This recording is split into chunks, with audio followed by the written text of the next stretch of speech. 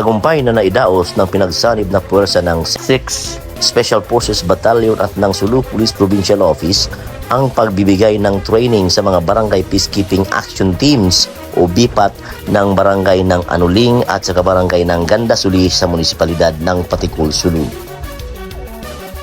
Layo na rin ng pagsasanay na ito ang may sakatuparan ang pag-intindi at pangunawa ng mga BIPATs sa bagay na tumutukoy sa basic security procedures and protocols, pag-conflict resolution and mediation techniques, mga community engagement and mobilization, at yung respect for human rights in the rule of law.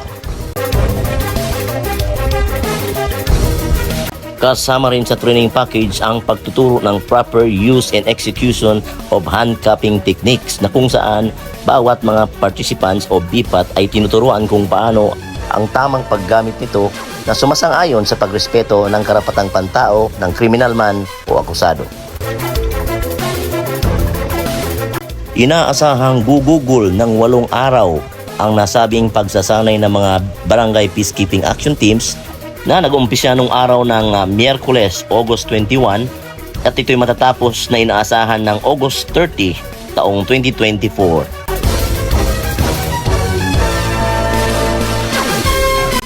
Sa 30 barangay ng Patikul, Sulu, inaasahang 8 dito ang magtatapos sa naturang BIPAT training at seminar.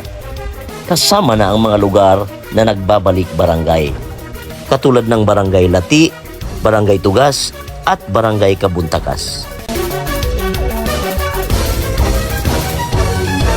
Samantalang malaki naman ang naiambag ng Local Government Unit of Patikul sa pamumuno ng mayor nito na si Mayor Kabir E. Hayudini para suportahan ng 100% ang naturang inisyatibo para magtagumpay at mapalakas palalo ang ugnayan ng kapulisan, kasandaluhan at ng mga tao sa buong barangay.